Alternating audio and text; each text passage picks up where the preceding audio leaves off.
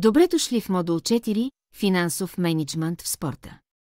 Днес ще проучим решаващата роля на финансовия мениджмънт за осигуряване на успеха и устойчивостта на спортните организации. От стратегическото бюджетиране до ефективното разпределение на ресурсите ще разкрием основните принципи, които определят финансовите решения в динамичния спортен сектор.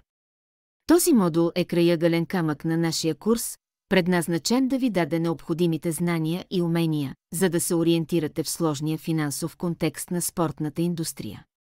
Независимо дали се стремите да подобрите кариерата си в областта на спортните финанси, да ръководите усилията за финансово планиране на отбор или просто да задълбочите разбирането си за финансовите стратегии в спорта, вие сте на правилното място.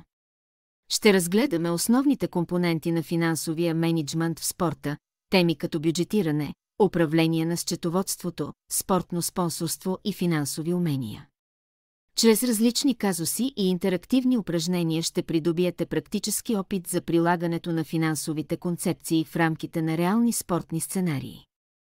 В края на този модул ще имате солидни познания за това как да създавате и управлявате ефективно бюджети, да увеличавате потоците от приходи чрез стратегически спонсорства и да осигурите финансова прозрачност чрез надежни отчетни практики. Очаквайте да усъвършенствате аналитичните си умения, да подобрите способностите си за вземане на решения и да усвоите практически инструменти, които са от съществено значение за финансовия успех в спортния мениджмънт. Целта е да разполагате със знания, с които да вземате информирани финансови решения и да стимулират растежа и конкурентоспособността.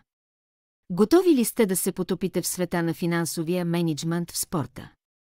Да започвам.